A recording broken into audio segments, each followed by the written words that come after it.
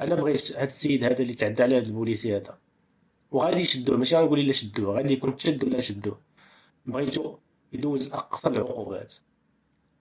واللي كاع اللي كيفكر انه يدي يمس بالاستقرار ديال البلاد وبالامن الوطني ماشي دابا، ماشي خص باش تعرفوا الاخوان، راه هذاك التيران اللي تبنى راه تبنى من المال العام، راه من فلوس الشعب وما خصناش نخسروه. كاس افريقيا اللي دازت بدات لكم بزاف ديال الحوايج، عطاتكم بزاف ديال الميساجات ما بغيتش تفهموهم.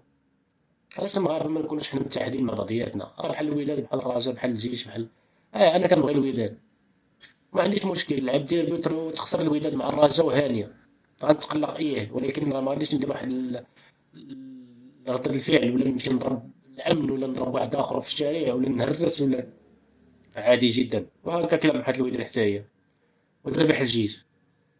انا باش نزيدو البطوله لقدام راه ماشي بهذا المستوى الخوت. نتمنى من الله الميساج يكون وصل، وهاد الاعتداءات هادو ما نبقاش نشوفهم في الملاعب ديالنا. الله يجازيكم بخير الخوت الا ما حاولوا تبارطاجيو هذا الفيديو هذا، ونتمنى ان الميساج يكون وصل بطريقه اللي هي زوينه.